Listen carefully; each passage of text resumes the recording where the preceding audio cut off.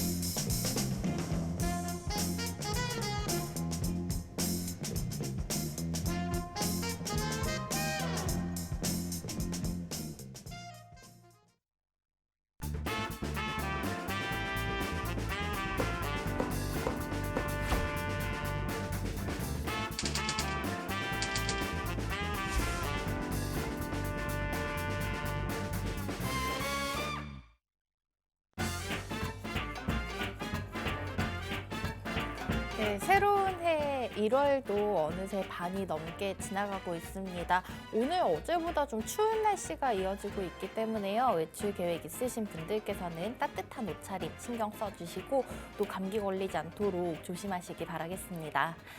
자, 저희는 지난주에 함께했던 이진우 전문가님 재미있는 세계 경제 소식들 들고 오셨는데요. 오늘은 좀 더 쉽고 여러분들이 더 관심 가질 수 있으실 만한 주제를 들고 오셨다고 합니다. 전문가님 안녕하세요. 네, 안녕하세요. 시청자분들께도 인사 한번 부탁드릴게요. 네, 안녕하세요. 이진우입니다. 오늘은 저번 시간과 달리 2023년 새해이고 하니 투자자들의 투자 마인드를 잡을 수 있는 기본적인 얘기들로 준비해봤습니다. 오늘 가져온 자료들의 내용은 네. 제가 얼마 전에 시험을 봤었는데 오. 이 CMT라는 네.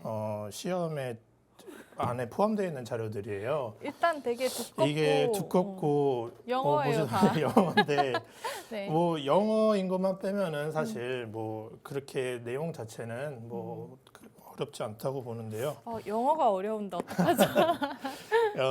네. 제가 여기 마지막 부분에 중요한 얘기들이 좀 많은 것 같아서 투자자들과 이제 공유하려고 시청자분들하고 공유하려고 이제 네. 내용을 준비해봤습니다. 네, 좋습니다. 오늘 좀 제가 간단하게 듣기로는 돈 벌 수 있는 방법 이렇게 요약을 해봐도 될까요? 네, 정작 제가 그렇게 돈을 많이 벌고 있지 않기 때문에 그거는 저도 잘 하고 여러 요소들이 있기 때문에 제 오늘 하는 말 좀 잘 들어주면은 아무래도 도움이 될 것 같습니다. 먼저 제가 이야기를 하나 가져왔는데요. 네. 그렇게 재미는 없어요. 그래도 이야기 꽤 괜찮은 것 같아갖고 네. 준비해봤습니다. 어떤 사람이 있었어요. 근데 그 사람이 이제 세상의 모든 부를 갖고 있었어요. 부럽네요. 네, 저도 부러운데. 네. 근데 이 사람이 열등감이 있더라고요. 왜냐하면 부를 갖고 있지만은 약간 조금 머리가 멍청하다고 해야 되나? 네, 지식에 대한 열등감이 있었어요. 그래가지고 어느 날 이제 소문을 듣게 됐는데 어느 진짜 천재 외과 의사가 이제 뇌를 의식할 수 있다는 외과 의사를 이제 네. 알게 된 거예요. 그 사람은 이제 그 여러 뇌를 의식해서 IQ를 높여준다고 하는데 역시 돈이 있으면 다 해결이 되는 걸까요? 그래서 그분도 이제 찾아갔죠. 그 사람한테 상담을 받고 싶어서 저도 뇌 수술을 하고 싶습니다. 그래서 이제 의사가 하는 말이 변호사는 이렇게 그 미국은 이제 아운스라 그러죠. 네네. 아운스. 네, 그 무게 단위. 네, 무게 단위죠. 네, 아운스당 변호사는 $5. 그리고 의사는 $10. 근데 주식 전문가는 $250를 줘야 된대요. 오, 주식 전문가가 의사나 변호사보다 똑똑하다? 근데 저희도 알다시피 네. 의사 되는 것도 힘들고 변호사 되는 것도 힘들고 물론 주식 전문가가 되는 것도 그럼요, 힘들죠. 네. 네, 그래서 이제 부자는 물었대요. 왜 이렇게 비싸냐? 도대체 이제 뭐 25배 이상의 값어치를 하냐? 그랬더니 의사가 답하길 주식 전문가의 뇌를 아운스 얻기 위해서는 얼마나 많은 주식 전문가의 뇌가 필요한지 아느냐? 그 평균치가 네. 네, 그 말은 이제 그만큼 이제 주식 그 전문가가 별로 없다는 소리예요. 그러니까 그만큼 많은 희생을 네. 통해서 그 언스의 양을 얻기 위해서 네, 많은 사람들이 희생돼야 된다는 뜻이죠. 네. 그만큼 주식 시장이 정확하게 예측하지 할 수 없다는 것을 풍자한 이야기입니다. 이거는 이제 네. 이 이야기뿐만 아니라 이제 많은 전문가들이 이렇게 똑같이 얘기하는데요. 특히 뭐 그 중심에는 소로스 펀드의 조지 소로스 회장님이 네. 자기도 맨날 예측을 틀린다고 합니다. 근데 자기 자산은 계속 불어난대요. 근데 그 이유가 이제 시장의 상황에 따라 유연하게 대처하고 보통 그렇게 똑똑한 분들은 고집이 있지 않습니까? 내가 다 알아 이러지 않습니까? 네. 근데 이분은 항상 유연하게 대처하고 내가 틀렸구나. 그럼 반대로 생각하고 네. 이런 유연성이 되게 많다는 겁니다. 그리고 유명한 기술적 분석가 알렌 셔라는 사람이 있는데 이 사람이 이렇게 얘기하길 주식시장은 자기가 가장 겸손하게 나를 가장 겸손하게 만드는 인간의 발명품이다라고 그런 식으로까지 얘기를 했대요. 그리고 마지막으로 어떤 경제학자는 제가 이름이 길어가지고 다 외우지 못해갖고 그냥 어떤 경제학자는 네. 어떤 유명한 네, 분께서는 어떤 유명한 분께서 시장을 예측하는 사람들은 두 가지로 나뉜답니다. 시장을 아예 모르는 자와 그리고 자기가 모르는 걸 모르는 자로 나뉜다. 그만큼 예측하기 힘들다는 네. 거. 앞서 저희 뭐 뇌 얘기, 주식 전문가의 뇌가 월등히 비싼 뭐 네. 그런 재밌는 일화와 그리고 뭐 이 부분은 사실 조지 소로스 얘기는 저와 공통점이 하나 있고 차이점이 하나 있는데요. 저도 예측은 못하지만 제 장고는 불어나지는 않는 것 같습니다.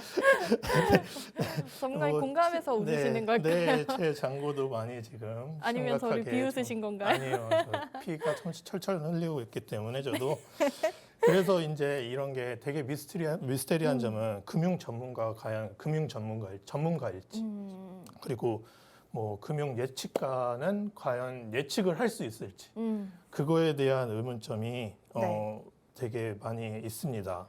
사실은 네. 저희가요.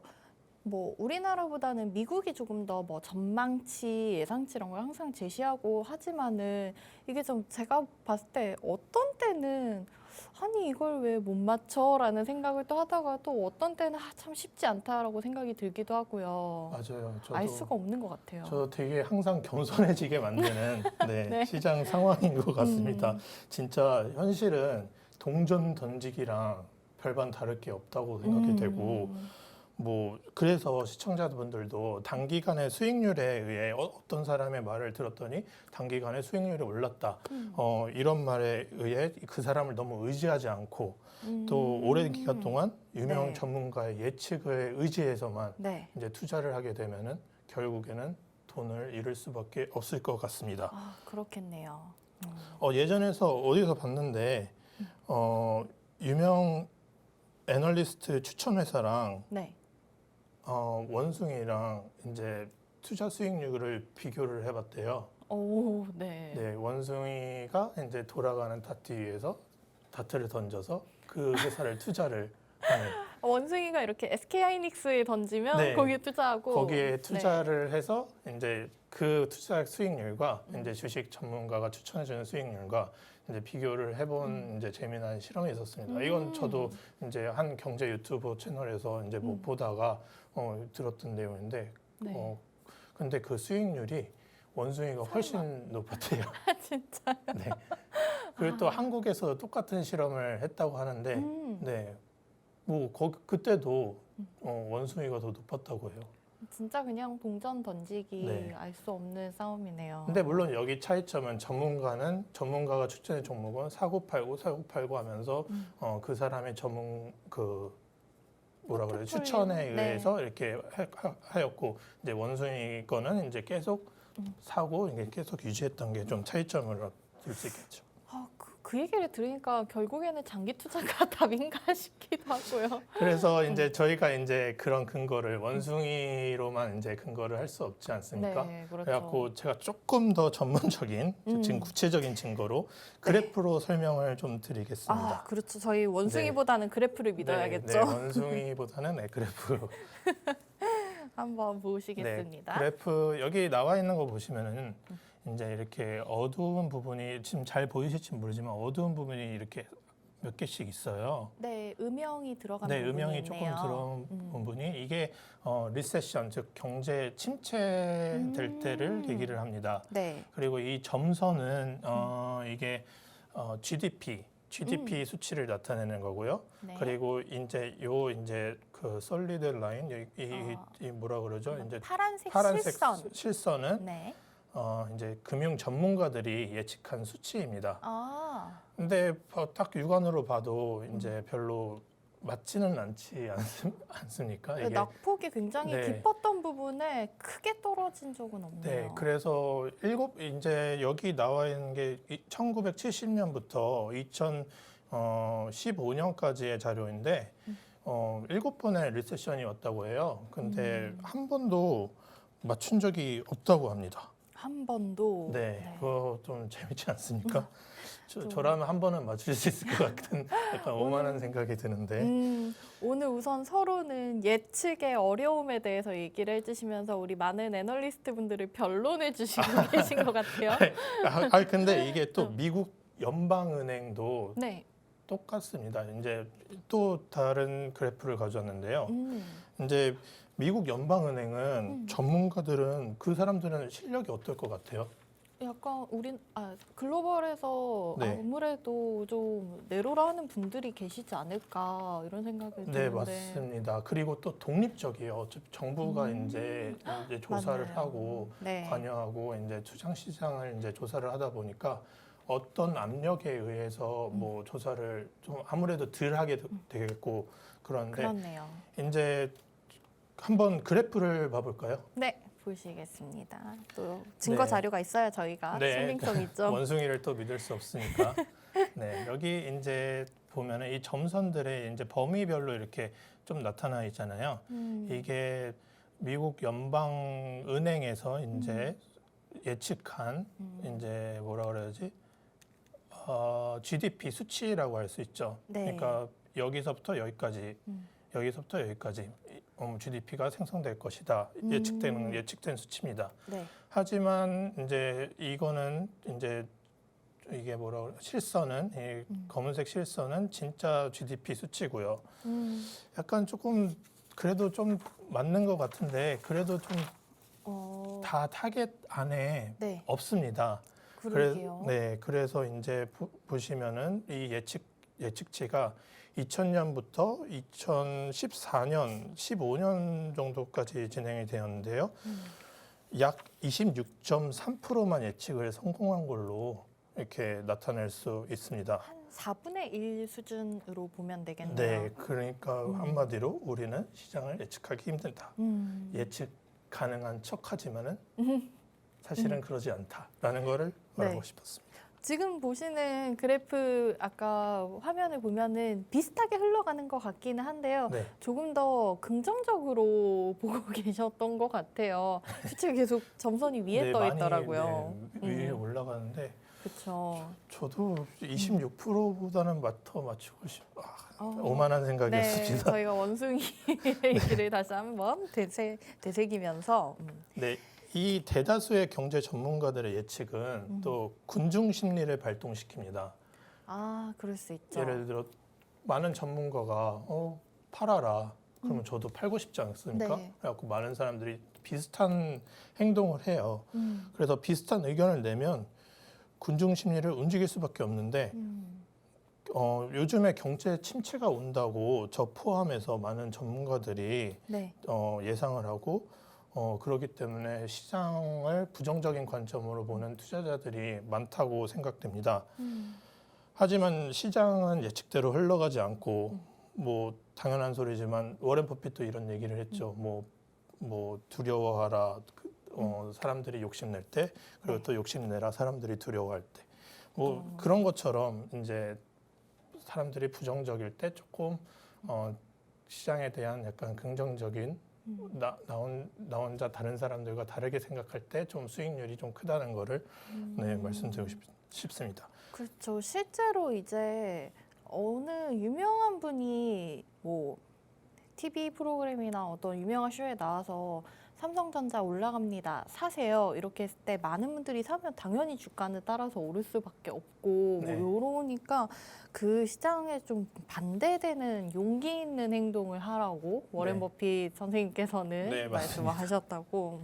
그래갖고 알겠습니다. 많은 애널리스트들이 군중 심리를 측정을 하는 게 중요합니다. 꽤 좋은 정보가 되기도 하고요. 네. 그래서 그 중에 유명한 AAII라는 뭐 아메리칸 어소시에이션 뭐 인디비주얼 뭐 인베스터 뭐 이런 약자일 거예요. 저도 약자는 뭐 별로 중요하다고 생각 안 해서 어쨌든 AAII라는 네, 그래서 지표. 여기 이 사이트에 들어가시면은 이런 식으로 그 up bullish, no change, neutral, down bearish 이게 이제 긍정적인 거, 그다음에 중립적인 거, 그다음에 이제 부정적인 거 이렇게 해서 이거를 해서 클릭을 하면은 네. 뭐 그거에 대한 의견을 이제 전송을 하는 거죠. 그래서 이거를 모아서 이게 1987년부터 매주 실행되는 거예요. 오. 그래서 이제 네. 이렇게 결과로 나오면은 이런 식으로 긍정적일 때 34%가 긍정적이고 네. 중립적인 게 40%고 24%고 뭐 이런 식으로 나옵니다. 좀 참고해볼 수 있겠네요. 네, 그래서 이게 많은 투자 전문가들도 실제로 이거를 많이 참고하고 있고, 네. 근데 여기서 재미난 사실을 알게 됐어요. 여기 네. AAII 보고서에 의하면은 언제 주식 시장이 가장 많이 오를 것 같으세요? 아무래도 좀 긍정적으로 볼 때 올라가는 거 아닌가요? 물론 그렇게 생각해 볼 수도 있겠고, 또 반대 왜 보통 가장 두려울 때 사라고 했잖아요. 아, 네. 네, 그래서 오히려 이제 부정적인 측면이 많을 때 이때다 싶어갖고 들어가는 분들도 있습니다. 가격이 좀 저렴하고 용기 있는 분들이 할 수 네. 있는 행동이죠. 뭐 맞는 얘기입니다. 저 포함해서 저도 그런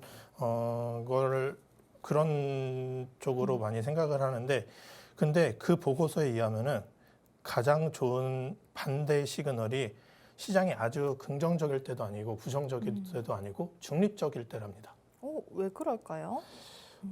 그때 제일 수익률이 높은데, 일단은 그 수치를 보면은 네. 26주 중앙값에서는 8.6%로 중립적일 때 8.6%였고요. 네. 근데 중립적이지 않을 때는 5.2%였습니다. 네, 이게 6개월과 1년으로 볼 수 있는 거잖아요. 네네네. 네.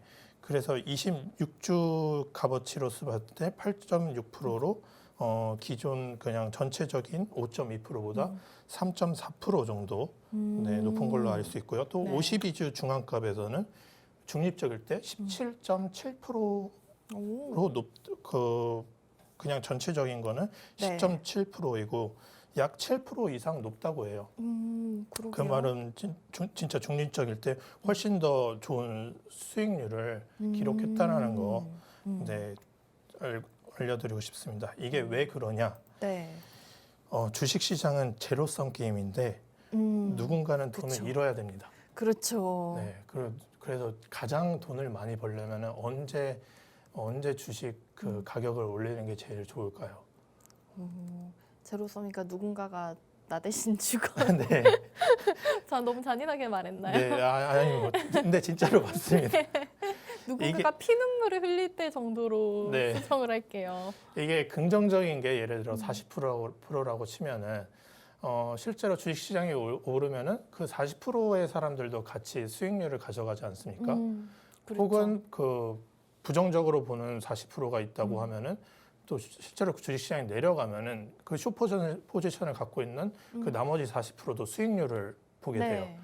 하지만 이제 주식시장에서는 그거를 원하지 않습니다. 누군가는 원하지 않습니다.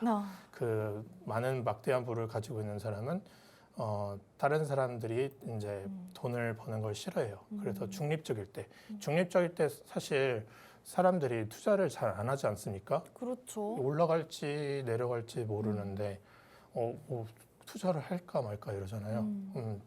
중립적인 그 수치가 예를 들어 60%일 때 그때 주식시장을 올려버립니다. 60%? 네. 네. 그러면은 60%요. 제가 뭐 딱 그때 올라간다가 아니라 60% 정도 예를 들어 60%때 그때 올라갑니다. 그러면은 이제 돈 버는 사람이 사실 많이 없잖아요. 거기 그 60% 분들 그렇죠? 중에서 물론 투자를 하긴 하겠지만은 소소한 사람만 혹은 조그만한 포지션만 관망하는 분들이 많을 때. 네, 맞습니다. 그래서 그때 올려버리면은 많은 이득을 취할 수 있어서 중립적일 때 가장 어찌 보면 가장 중요하다고 볼 수도 있겠습니다. 그래서 아까 말씀을 해주셨던 AAII 지표가 중립적일 때 가장 높은 수익률이 나타났다. 여기에 대한 설명을 좀 보충적으로 해주셨습니다. 그렇기 때문에 저희가 좀 극단적으로 긍정적이거나 부정적일 때 시장을 조금 노리기보다는 중립적일 때 중요하게 투자 포인트로 생각을 해보시는 것이 좋겠다. 이렇게 정리를 한번 해드리도록 할게요. 자, 그러면은 좀 지금까지는 뭐 시장이 사실 예측하는 건 불가능하다, 뭐 좋을 때도 나쁠 때도 안 된다 이런 얘기만 했는데요. 저 처음에 앞서서 저희가 주제가 돈 버는 얘기라고 했는데 이제 좀 좋은 얘기를 해주셔야 될 것 같아요. 네, 제가 너무 부정적인 얘기만 했는데 원래 나쁜 잠시만요. 얘기를 먼저 해야 된다고 하기는 합니다. 안 좋은 얘기를 먼저 듣고 나면 뒤에 들리는 좋은 얘기가 더욱더 효과적으로 나올 수 있으니까요. 그래서 긍정적인 측면에서 얘기를 하자면 네. 근데 금융 전문가의 어떠한 그 예측도 매년 들어맞는 사람은 없습니다만 근데 그 금융 전문가들은 매년 돈 버는 사람들은 많습니다. 저희는 목적이 뭡니까? 이제 돈 버는 거지 그렇죠. 않습니까? 다행히 이 전문가들도 매년 돈을 벌고 저희도 비슷하게 행동을 이분들하고 한다면은 투자를 한다면은 매년 돈 벌 수 있지 않을까. 네. 그래서 그 행동에 대해서 이제 설명을 해주시는 걸까요? 어떻게? 네, 그렇습니다. 일단 워렌 버핏, 그 피터 린치, 또 존 템플턴 같은 그 유명한 투자가들이죠. 그 사람들은 리스크 관리, 자산 배분, 그리고 마케팅 타이밍 관점에서 서로 다른 견해를 갖고 있지만 대단히 굉장히 겸손하고 많은 실수를 하며 객관적인 기준으로 주식을 매수를 하고 원칙을 지키면서 유연하게 대응합니다. 이게 제가 지금 되게 함축적으로 얘기했는데 그러니까요. 네. 구체적으로 어떻게 해야 되는지 아마 저를 포함한 많은 시청자분들께서는 궁금해하실 것 같습니다. 네, 일단 돈을 벌기 위해 한 4가지 정도의 요소에 대해서 설명드리겠습니다. 4가지? 제가 뭐 대단해서 또는 대단한 걸 말하는 게 아니라 어찌 보면은 유치원생도 이해할 수 있는 당연한 얘기이기 때문에 네. 너무 너무 대단한 거 아니니까 너무 그래도 기본적인 내용입니다. 기본이 제일 중요하죠. 일단 첫 번째는 객관적인 지표들입니다. 사실과 허구를 구분을 할 줄 알아야 됩니다. 여기서 예를 들어서 또 한 가지 얘기를 해보겠는데요. 네. 한 방에 그 방 안에 3명이 있습니다. 하나는 몸값이 비싼 변호사. 자꾸 변호사 얘기가 많이 나오는 것 같은. 그러게요. 받는 변호사, 적게 받는 변호사, 돈을 몸값이 적은 변호사, 그리고 이제 팅커벨 같은 요정이 있었습니다. 물론 현실성이 전혀 없죠.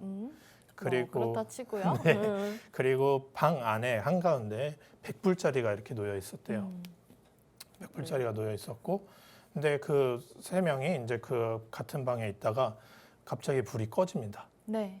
그리고 다시 불이 들어옵니다. 네. 근데 이제 100불짜리가 없어졌어요. 오. 누가 이제 가져간 것 같으세요? 우선 네.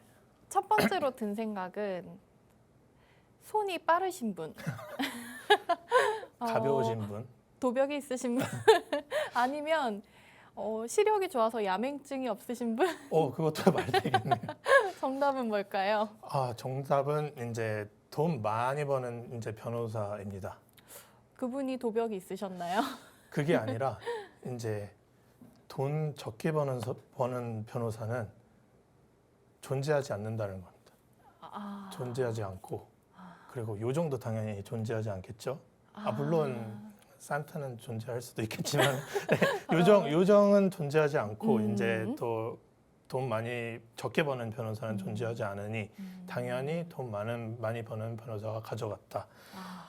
이 얘기를 왜 하냐면은 네. 이 어떤 이벤트에서 사실이 있고 허구가 있는데 그게 잘 안 보일 수도 있어요. 예를 들어 어떤 지표를 봐도 셋 중에 하나가 돈을 가져갔네 라고 생각할 수도 있지만 조금 더 구체적으로 본다면 돈 많이 버는 변호사가 가져갈 확률이 높겠구나 이런 거를 그 허구들 사이에서 네. 사실을 이제 끄집어낼 수 있는 능력이 필요합니다. 요즘 TV 광고에 팩트 체크 그 정보를 한번 검증해야 된다 이런 공익 광고가 자주 나오더라고요. 네. 제가 그 광고를 보면서도 말도 안 되는 얘기를 하고 있었네요. 죄송합니다. 자, 그러면은 전문가님께 이제 들어봐야겠죠. 저희가 이렇게 객관적인 지표를 구분할 수 있는 방법, 어떤 부분 좀 주의 깊게 봐야 될까요? 일단 객관적인 지표는 굉장히 수학적이어야 되고 또 효과적인 지표라는 게 오랜 기간 동안 검증이 돼야 되는 겁니다. 한마디로 히스토리가 있어야 돼요. 네. 그래서 저희가 가장 쉽게 찾아볼 수 있는 게 저희 그 인플레이션 수치입니다. 혹은 뭐 CPI, 커스터머 프라이스 인덱스인가 뭐 그런 지수입니다. 그래서 최근에도 발표가 되었죠. 그냥 최근에 맞아요. 생각보다 지난주 금요일에 미국에서 나왔습니다. 네, 물가가 잡힌다는 소식 아주 네, 좋았고요. 저도 그래서 조금 뭔가 시장의 반응이 있더라고요. 그렇죠. 그래서 이제 일단 이 CPI 지수가 왜 좋냐, 왜 객관적이냐. 일단 정부가 컨트롤을 해서일 수도 있고, 네. 근데 본드의 수익률 또한 인플레이션 프리미엄에 따라 이제 바뀌지 않습니까? 그렇죠. 그래서 이제 CPI 지수야말로 거시적인 측면에서 가장 중요한 지표라고 볼 수가 있습니다. 그만큼 시장에 영향을 많이 끼치니까요. 근데 보통 CPI가 얼만큼 떨어지고 매번 이렇게 왔다 갔다 하지 않습니까? 네. 그런데 얼만큼 떨어져야 의미 있는 수치고 얼만큼 내려가야 의미 있는 수치인지 그런 거는 이제 투자자들께서 각 시장 투자하고 있는 시장에 따라 좀 달라지는 것 같아요. 그거는 이제 투자자들의 이제 어찌 보면 숙제일 수도 있는 것 같습니다. 제가 여기서 예를 들자면은 그래프를 먼저 보고 말씀드릴게요. 네. CPI 얼만큼 떨어지고 얼만큼 올라가는지 저희는 어떤 부분에 주목을 해봐야 되는지 그래프 통해서 설명 한번 들어보도록 하겠습니다. 네. 준비되셨을까요? 네. 그래프가 뜬지 모르고 가만히 있었어요. 네, 여기 그래프 보시면은 그 맨 위쪽 그래프가 이제 S&P 500 그래프고요. 네. 그다음에 여기 밑에가 이제 CPI 지수죠. 그리고 맨 아래가 네. 이제 그 CPI 지수에서 그 5년 그 이동평균선을 뺀 여기 보면 이동평균선이 있죠, 이렇게. 네. 이동평균선을 뺀 그 수치라고 보시면 됩니다. 네. 근데 예를 들어 이제 그 52년부터 이게 2014년까지의 데이터고요. 5년 이동평균선보다 0.5% 이하일 때 네. 한마디로 0.5% 여기 이 선 이하일 때 이제 물가가 0.5% 이하일 때 13.5%가 올랐습니다.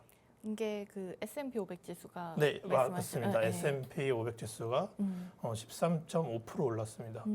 그리고 1% 이상일 때 S&P 지수가 여기서 보시면은 제가 너무 1% 이상일 마이너스 2.5% 시청자분들께서 잘 안 보일 수도 있지만 네, 마이너스 2.5%로 보여집니다. 정리를 해드리면은 그 CPI 지수 그래프를 방금 보셨고요. 5년 이동 평균선을 기준으로 했을 때 0.5% 이하일 때 S&P 지수는 연간 13.5%가 올랐다고 하고요. 이 5년 이동 평균선보다 1%가 높을 때는 오히려 지수가 한 2.5% 정도 내려가는 그런 일이 있었다고 합니다. 이걸로 좀 저희가 앞으로를 참고해 볼 수 있겠네요. 이거는 사실 예를 든 거고요. 이게 모든 시장에 맞아 떨어지지도 않고 이렇게 해서도 안 됩니다. 그래서 참고 정도로 참고 이런 식으로 이제 객관적인 지표를 활용을 할 수 있다라는 거를 예시로 보여드렸습니다. 네. 저도 이런 식으로 모든 걸 다 보지도 않고요. 이런 100% 식으로 신뢰해서는 네. 안 되겠지만 참고 자료 정도로는 네, 볼 수 맞습니다. 있겠다. 네. 그리고 두 번째 요소는 이제 자기 자신만의 원칙이 있어야 됩니다. 모든 성공적인 투자자들은 이제 자기 자신만의 원칙이 있습니다. 그래야만 시장이 안 좋을 때도 버틸 수 있고 뭐 믿음이 생길 수 있죠. 보통 어느 정도 돈을 벌면은 자신감이 진짜 하늘을 찌르지 않습니까? 저도 마치 진짜 엄청난 전문가가 된 것 같고 수익률이 엄청 오를 때는 또 친구들한테도 이렇게 막 보여주면서 그럼요. 야, 자랑하고 싶죠. 나 대단하지 않냐? 막 이러기 싶기도 하고 약간 SNS 이제 사진 한번 올리고 싶고요. 네, 뭐 완전히 마음가짐이 다릅니다. 근데 이제 원칙은 반드시 객관적이어야 되고 이제 수학적일수록 좋습니다. 이제 방금 전 본 데이터로 하나의 원칙을 세우면은 예를 들어 0.5% 이하일 때 주식시장에 돈을 20%에서 25% 늘리기도 하고 또 아까 봤을 때 네. 1% 이상일 때는 주식시장 마이너스 수익률을 기록한다고 했으니 예를 들어 제가 그 주식시장의 돈의 비중을 좀 낮추고 이런 식의 이제 원칙이 있어야 되는 것 같습니다. 저도 이 원칙을 지키기가 너무 힘들고 자만해지면은 항상 그 원칙을 자주 어기더라고요. 그리고 이제 세 번째는 유연성입니다. 유연성. 이게 성공적인 투자들도 진짜 다 유연합니다. 앞서서 뭐 잠깐 얘기해 주셨던 원칙에서도 시장 상황이 뭐 어떻게 될지 알 수 없지만 거기에 따라서 나의 태도를 바꿔야 된다. 뭐 이런 얘기가 해주셨었죠. 네, 아까 전에 조지 소로스 얘기를 할 때 그분이 이제 예측은 못하지만은 유연성이 있기 때문에 시장 상황에 빠르게 대응할 수 있었던 거고요. 뭐 예를 들어 경제 침체를 예상했습니다. 뭐 여러 가지 이유에요. 네. 근데 정부가 금리를 내리거나 어떤 긍정적인 이벤트 혹은 부정적인 이벤트가 있으면은 네. 자기 그 투자 그 고집 혹은 제가 그 전에 이럴 거다 이 예측된 거를 빨리 버릴 줄 알아야 됩니다. 뭐 실제로 작년에 저희가 가장 예측하지 못했던 이슈로 꼽았던 게 러시아 우크라이나 전쟁, 그 전에 보면은 코로나19 뭐 이런 것들이 들 수가 있겠죠. 맞습니다. 항상 그런 걸 사실 예측하기 너무 힘들잖아요. 그럼요. 뭐 할 수도 없고요. 신이 아닌 이상. 그렇기 때문에 일단은 어떤 변화가 생겼을 때 빠르게 좀 유연하게 대처하는 방법이 중요하다 이렇게 말씀해 주신 것 같아요. 네, 특히 예를 들어 자기 자신이 믿는 유튜버 물론 자기가 돈을 벌었던 그 분 때문에 돈을 네. 벌었던 경험이 있거나 그러면은 이제 막연한 이제 믿음이 생깁니다. 그래서 이제 그 사람을 너무 믿고 맹신하게 되고 그 분이 맞다는 걸 억지로 이제 합리화를 하죠. 소위 말해 이제 회복 회로를 돌린다고 하죠. 어떻게 말하면은 좀 고집이라고 할 수도 네. 있을 것 같고요. 그래서 이제 자기 자신이 실수를 하거나 그러면은 이제 또 바로 다시 바로 잡는 이런 액션이 필요합니다. 그래서 네. 이제 스탠 드러큰밀러라는 분께서 네. 투자계 마이클 조던 같은 분이세요. 덩크슛을 잘하시나요? 그만큼 이제 항상 꾸준히 잘 투자를 했다는 분이신데 저도 네. 이번에는 제가 무지에서 좀 처음 들어본 분인데 1987년에 주가 폭락 전에 그 롱을 봤다고 해요. 긍정적으로 바라봤다고 해요. 네. 근데 폭락이 일어난 거죠. 오. 근데 오히려 그분은 돈을 벌었습니다. 어떻게 그게 가능할까요? 그분은 이제 시장 상황을 늘 주시를 하고 자기 결정이 정말 잘못되고 무지했다는 거를 금방 깨우치고 자기 포지션을 롱에서 숏으로 바로 바꾼 거예요. 물론 대담함도 있겠죠. 빠르게 전환을 네. 하셨거나 빠르게 전환을 해서 다 숏으로 이제 바꿨다고 해요. 돈을 잃다가 아차 이건 아니다. 그래갖고 숏으로 바꿨다고 해요. 그만큼 시장은 예기치 못하고 이분은 그거를 유연성 있게 대처를 한 거죠. 그렇게 해서 세 번째로 좀 저희가 돈을 벌기 위해서 중요한 점, 사실 이게 참 어려운 것 같은 게요. 두 번째는 자기 자신만의 뭐 믿음, 그런 원칙이 있어야 네. 된다고 하셨는데, 세 번째는 또 외부 상황에 대해서 유연하게 빠르게 대처할 줄도 알아야 된다. 네. 두 가지를 참 겸비하기가 쉽지가 않기 때문에. 맞아요. 이제 책 한 권만 읽은 사람이 가장 무섭다고 하지 않습니까? 그런 말이 저도 있습니다. 이제 책 한 권을 읽었을 때, 음. 다 아는 것 같고, 주식 시장에 이제 수익률을 올랐을 때, 다 아는 것 같고. 그래서 저에 대한 믿음을 좀 많이 오래 갖고 있는 편이었어요. 네. 근데 항상 부정적인 결과로, 유연성을 가져야 되겠다. 네. 이런 게 중요하다는 거를 그때마다 그런 깨닫습니다. 경험을 얻으셨나요? 네, 이제 시청자분들은 제발 안 그러셨으면 하는 바람입니다. 그런 의미에서 자 마지막 네 번째까지 들어보도록 할까요? 네, 자 일단 두 번째, 세 번째 좀 어려웠는데 네 번째는 어떤 내용인가요? 네, 마지막은 당연한 소리지만 이것도 리스크 관리입니다. 리스크 관리. 네, 모든 성공적인 투자자들은 다 리스크 관리에 능합니다. 어떤 투자가가 있는데요. 폴 튜더라는 엄청난 리스크 테이커예요.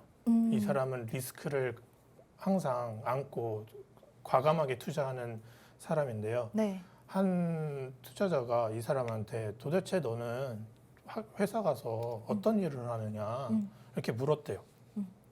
근데 그 사람한테 답하길 회사 가면은 제 투자가 어디서부터 어디가 잘못됐는지 찾고 그거를 수습하기 위해 온 하루 왼종일 일을 한다고 합니다.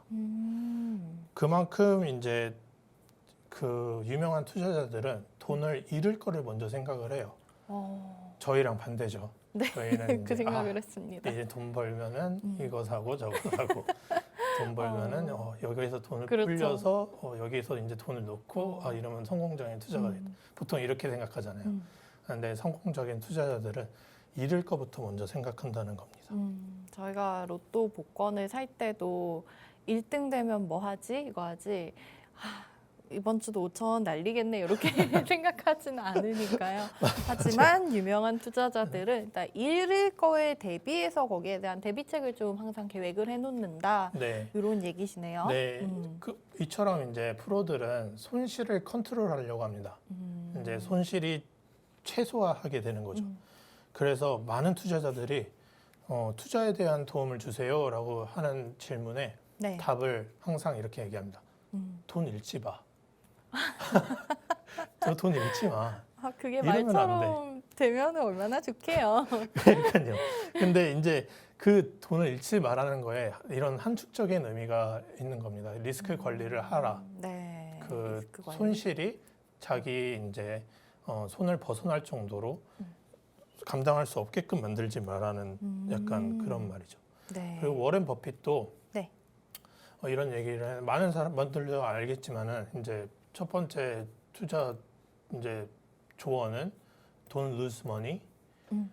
일단 잃지 마라. 네, 그다음에 네. 두 번째는 never forget rule number one. 그러니까 돈 잃지 말라는 말을 까먹지 마라. 네.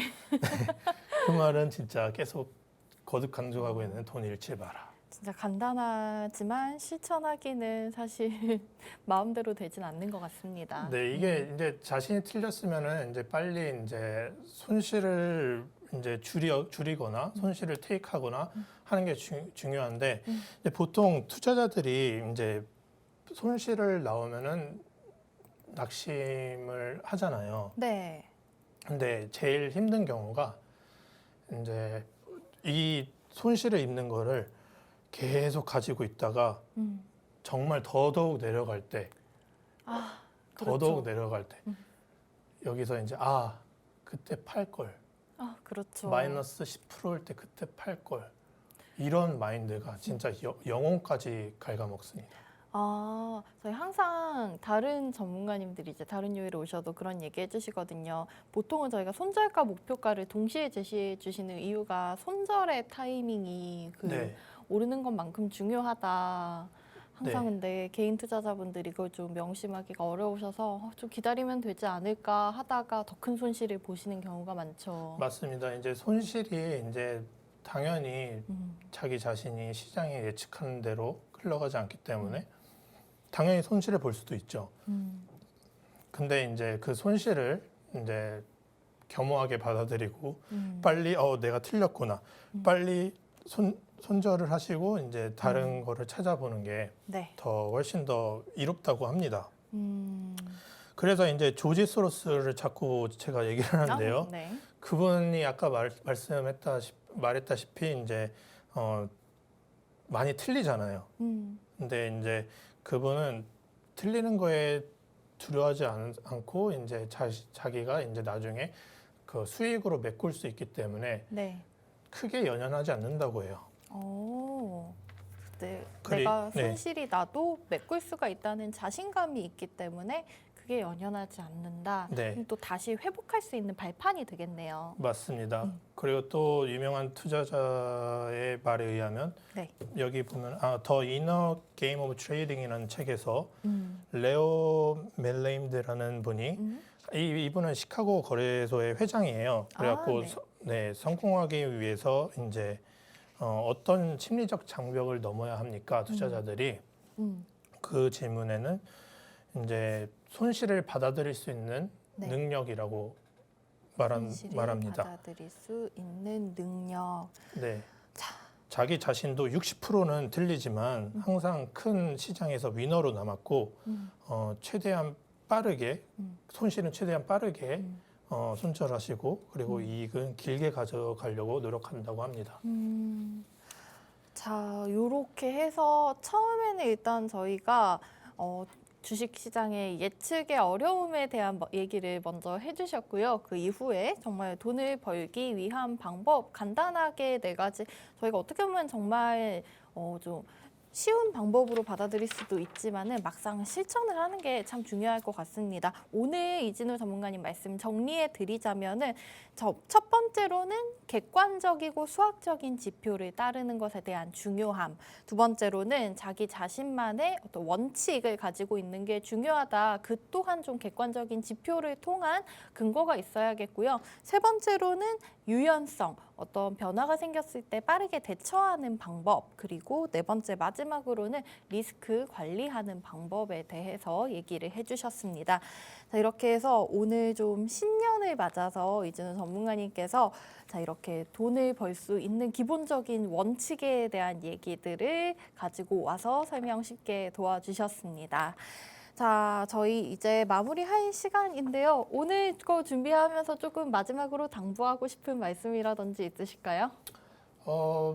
일단 저조차도 이거를 제대로 수행하고 있지 않기 때문에 뭐 시청자분들도 이게 잘 안 된다고 해서 너무 낙심하지 마시고 다시 한번 자기가 정말로 이 요소들을 잘 지키는지 다시 한번 명심하시고 투자를 이뤄가시면은 성공한 투자를 하는데 도움이 될 거라고 생각됩니다. 네. 우리 전문가님과 저와 그리고 우리 시청자 여러분 모두 오늘 얘기 한번 되새겨 보시면서 올해 투자 계획 새롭게 세워보시는 것도 좋으실 것 같습니다.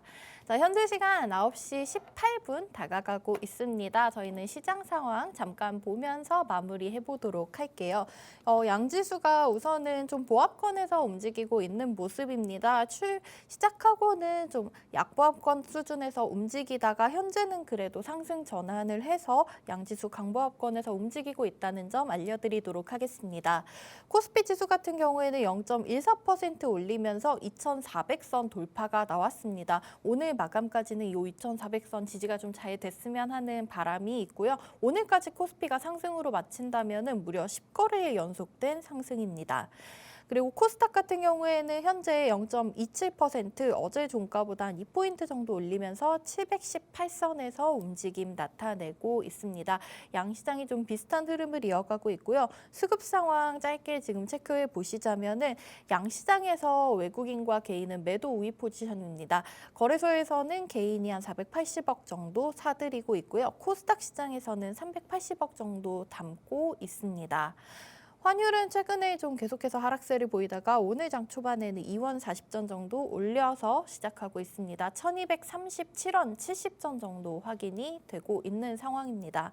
종목 지수 잠깐 간단하게 보시자면 어제 시간회에서 탄소 중립 관련주들이 모멘텀을 받았는데요. 윤석열 대통령이 아랍에미리트 기조 연설에서 관련된 얘기를 하면서 오늘 KC코트렐이라든지 아니면은 뭐 KC 그린홀딩스 이런 종목들 급등하고 있습니다. 저희는 내일 아침 8시 30분에 다시 돌아오도록 하겠습니다. 본방송에서 제공해드리는 투자 정보는 투자 판단에 대한 조언일 뿐이라는 점, 판단은 개개인에게 있다는 점 다시 한번 기억해 주시기 바라겠습니다. 자, 내일 아침 8시 30분에 다시 뵙겠습니다. 지금까지 시청해 주신 여러분 고맙습니다.